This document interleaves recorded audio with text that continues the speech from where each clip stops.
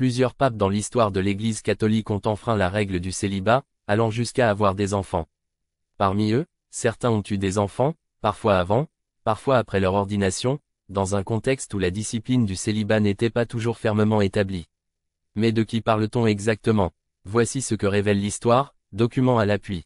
Loin des figures austères et intouchables que l'on pourrait imaginer, de nombreux papes ont eu des parcours amoureux parfois complexes, souvent cachés, et parfois publiquement assumés. Alors que l'Église catholique impose depuis le XIIe siècle le célibat à ses prêtres, de nombreux pontifes ont eu des enfants. À travers l'exemple de plusieurs papes ayant eu des filles, on découvre une histoire du Saint-Siège plus humaine, mais aussi plus trouble. Qui sont ces hommes d'Église qui furent aussi pères de famille? Et que nous disent-ils sur la discipline du célibat sacerdotal? Quel pape a eu une fille avant d'entrer dans les ordres? Clément IV, pape de 1265 à 1268, est l'un des exemples les plus documentés. Avant de devenir prêtre, il était marié et père de famille. Il eut plusieurs enfants, dont 2 filles, selon les archives. L'une d'elles se prénommait Mabili. Il entra dans les ordres après la mort de son époux, respectant ainsi les règles ecclésiastiques en vigueur à l'époque, qui n'interdisaient pas à un homme marié devenu veuf d'accéder à la prêtrise. Autre exemple, Adrien II, pape de 867 à 872, était également marié et père d'une fille avant son ordination. Sa femme, Stéphanie, et sa fille vivaient même avec lui au palais du Latran, ce qui, bien que rare, n'était pas interdit avant que l'Église ne durcisse sa discipline. Tragiquement, toutes 2 furent assassinées dans des circonstances politiques complexes, liées à des rivalités internes au Vatican. Quels papes ont eu des filles après leur ordination? Parmi les cas les plus notoires figure Jules II, pape de 1503 à 1513. Avant son élection au pontificat, mais après sa consécration comme évêque, il eut 3 filles illégitimes, dont Felice della Rovere, née en 1483. Cette dernière devint une figure marquante de la noblesse italienne, renforçant les alliances politiques de son père. Jules II illustre ainsi comment certains papes parvenaient à concilier carrière ecclésiastique et intérêts familiaux. Autre figure majeure, Paul III, 1534 à 1549, qui eut 4 enfants illégitimes avec sa maîtresse Silvia Ruffini, parmi lesquels une fille. Cette relation débuta après sa nomination comme cardinal diacre, marquant ainsi une infraction directe aux règles du célibat sacerdotal. Ses enfants jouèrent un rôle important dans les affaires politiques italiennes, notamment son fils Pierre-Louis Farnèse, duc de Parme et Plaisance.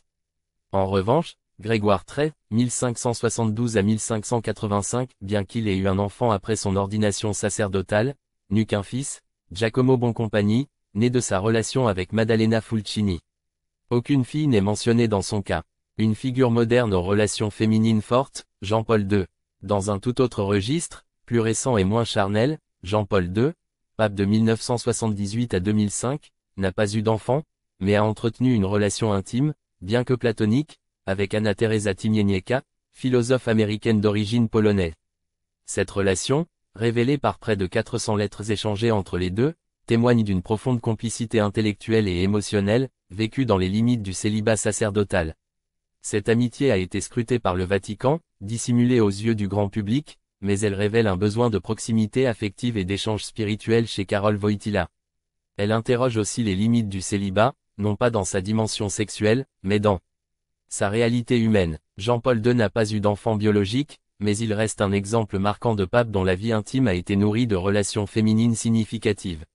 Le célibat, une règle de discipline, pas un dogme. L'examen de ces cas montre que le célibat sacerdotal n'a jamais été une règle uniforme dans l'histoire de l'Église.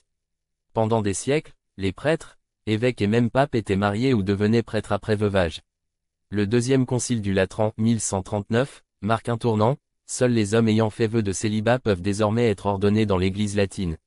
Mais cette décision repose sur des enjeux politiques et économiques, notamment l'interdiction de transmettre les biens ecclésiastiques à des héritiers. Aujourd'hui encore, les églises catholiques orientales autorisent le mariage des prêtres, tant que celui-ci précède l'ordination. La règle du célibat ne relève donc pas du dogme mais d'une discipline propre à l'Église latine, modulable selon les époques, les cultures, voire les besoins géopolitiques. En somme, Clément IV, Adrien II, Jules II et Paul III sont des exemples de papes ayant eu des filles, révélant les tensions historiques entre discipline ecclésiastique et réalité humaine.